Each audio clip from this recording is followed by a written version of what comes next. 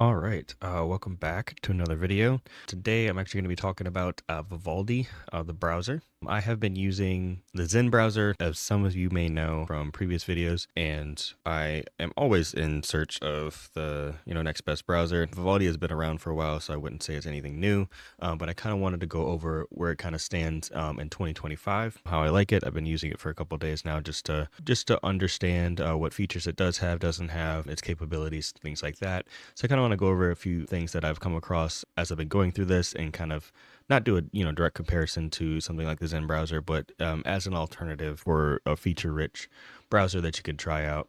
I definitely want to give my feedback on it. So the Vivaldi browser is actually based on a Chromium browser, which is different from something like the Zen browser, which is on a fork of Firefox. But I mean, with everything going on with the different things that they have been releasing as of lately, maybe you're in search of something different that is maybe powered by something else. So I want to give this guy kind of its kudos. It's been pretty good.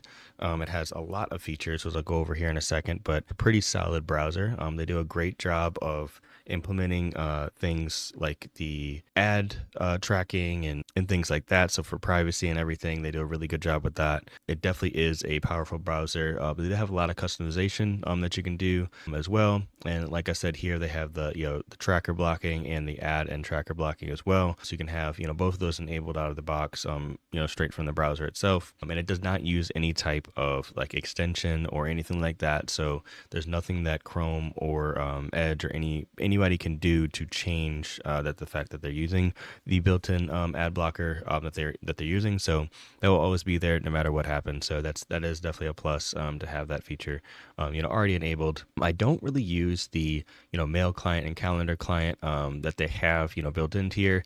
I will say that a lot of people have said that they're actually pretty good. So if you're looking to get away from maybe like Mozilla's Thunderbird, you can try something out like this that's built into the browser, and also have a flexible calendar app that you can connect all your calendars to as well. So definitely something worth looking into if you haven't already. And they just have a bunch of features. They have like a note taking thing. They have a web panel, so different panels you can add both on the right and the left hand side. Workspaces is very important to me, as you may know from previous videos. I do like having different workspaces, so I do have these different workspaces that I can toggle through over here. So that way, depending on what I'm actually doing, I have a different workspace for that, so I'm focused in doing what I'm looking for. They do have a lot of different tab features as well, like tab tiling and tab stacking as well. So it definitely feature rich in its fullest. So we can actually jump into the settings real quick.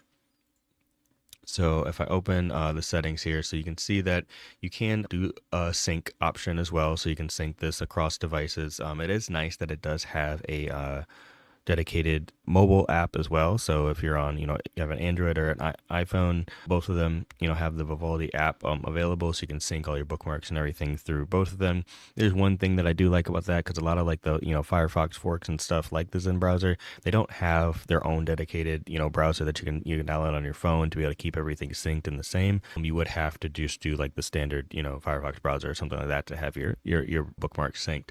So it's really nice to have that option to have its own dedicated, browser for both.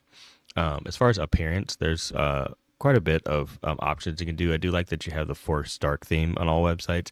It does a really good job, but there are some websites that it just doesn't work great on, but for the most part it is pretty good. So I have turned that on and tried it out before, which is nice for it's a lot easier on the eyes, especially those websites that just have like the white background and it's crazy bright. It's nice to have that option to make all website have the dark theme. You can definitely enable different theming options as far as your window goes, showing different things as far as where your title bar is and where everything is for your controls. You can say if you want on the right side, left side, all that is available. You can change the zoom actual level. So if you want, things to be much bigger, you can definitely do so, pretty easily. Obviously, I won't go that high. I do like it a little bit bigger than the standard because these icons over here do get pretty small when you have it on like just the regular 100%. So I do always up it just to have that. But so yeah, you can really just edit this and change it exactly the way you want.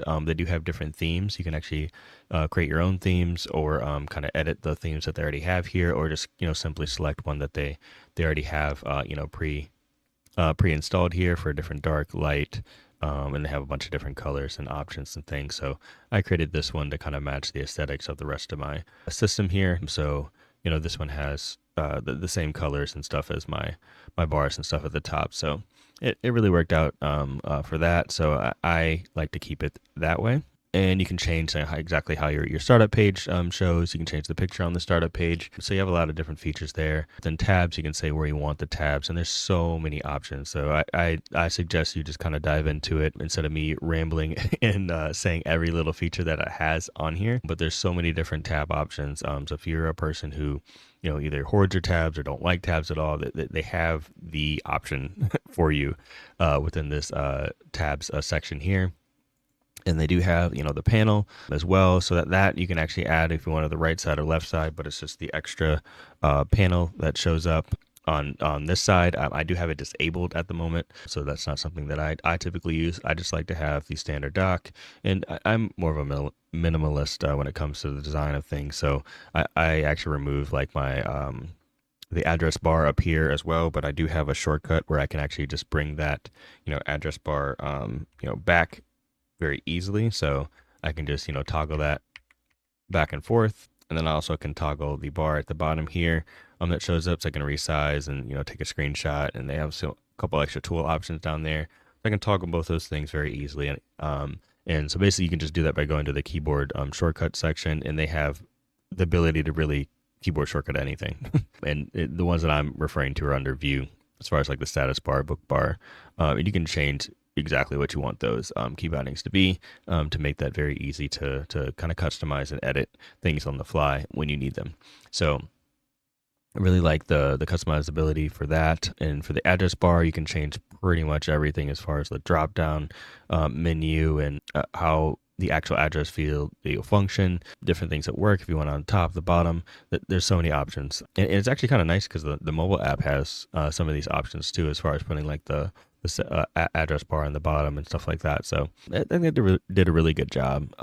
I may dive into maybe using the mail and the calendar and do a separate video on that, but that's something that I have not really dived into myself, but I have heard that it is pretty good. So yeah, so I definitely feel like the Vivaldi browser has come a long way. It's really good. It has a lot of features within there. So if you're looking for something more Chromium based, which I do typically find myself needing a lot when it comes to work and other side gigs and stuff like that I have going on, it's just nice to have that already here, so I don't have to switch between different browsers to do so. So I don't know if I'm going to stick with this. I do still love like the Zen browser. So I'm going to kind of compare the two and see which one's best for my liking. But so far, I feel like this has, checked a lot of the boxes. It does a lot of the same things that the Zen browser and stuff is able to do. So I might use it for a little while and kind of see where things go. But yeah, just wanted to record this video real quick for you guys. If you do like my content, please consider subscribing and liking the video.